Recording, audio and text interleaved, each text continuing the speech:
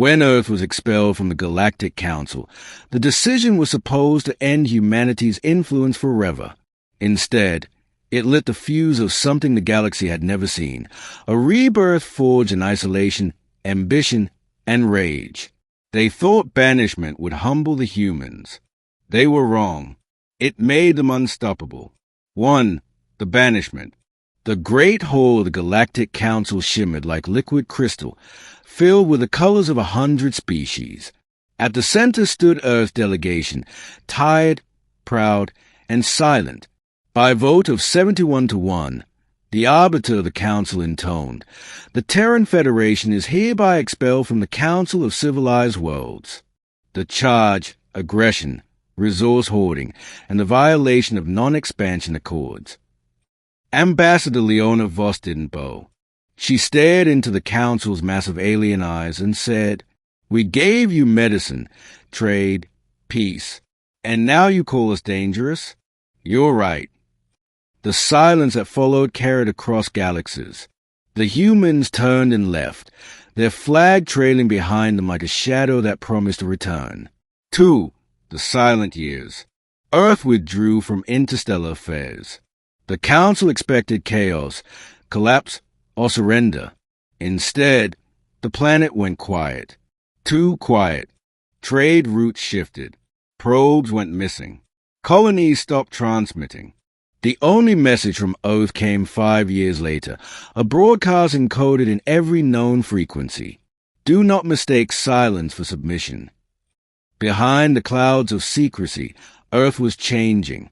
The United Terran Directorate replaced the old governments. Borders dissolved. Nations merged.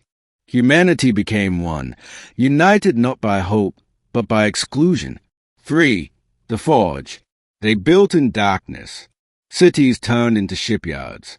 The moon became a fortress. Mars became a foundry. And deep beneath the ice of Europa, the first Echelon-class Titan was born, a battleship larger than anything in Council records. No longer content with defense, Earth built for dominance. Aboard Titan I, Admiral Kai Duran recorded the new fleet's inaugural message. "They cast us out. Now we build our own destiny." Within decades, the Terran Sovereignty Armada was no longer rumor. It was reality, a fleet not of peacekeepers, but of avengers. 4.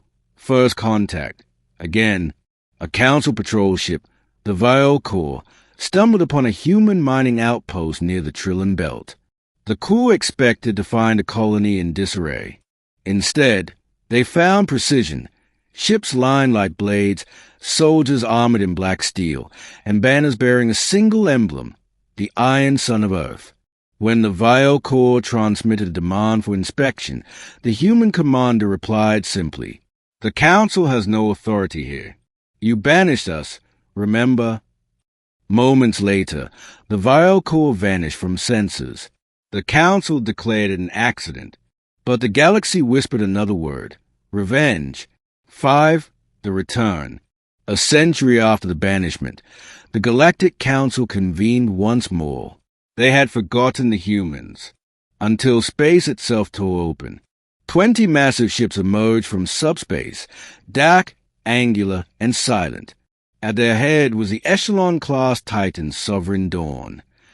A voice filled the chamber. "Calm, human. To the Council that cast us out, we return not as petitioners, but as equals. You called us reckless. You called us dangerous. You were right." The fleet hovered over the Council's capital world. No weapons fired, no threat spoken. Just presence. And it was enough. 6. The Empire of Iron.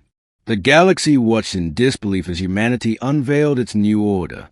The Terran sovereignty, an empire built not from conquest, but from self-reliance. They didn't invade, they offered trade. They didn't enslave, they protected. Worlds tired of Council corruption defected to Earth's banner willingly. Within decades, Earth's influence spanned hundreds of systems. Where the Council ruled through bureaucracy, Earth ruled through efficiency. Where others hesitated, humans acted. The motto of the sovereignty became legend. From exile, empire.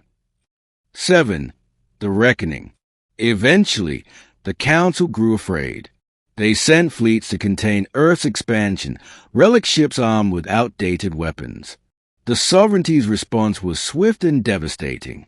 In one day, the Battle of Rotanus ended with 50 council ships destroyed and not a single Terran casualty.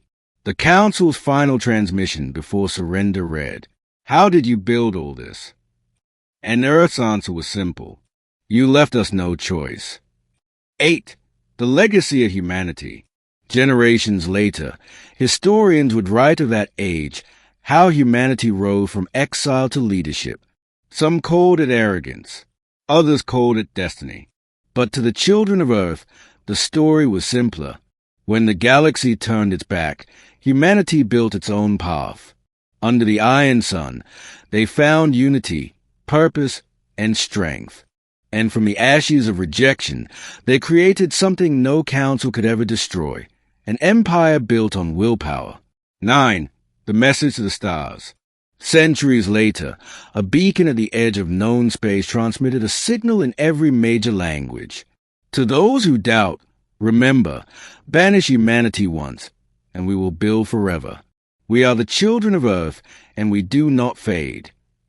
The signal repeated, endlessly, carried on the currents of the void, and across 1,000 worlds, new civilizations whisper the words that began it all. Banished from the council, Earth builds not just a fleet, an empire of its own.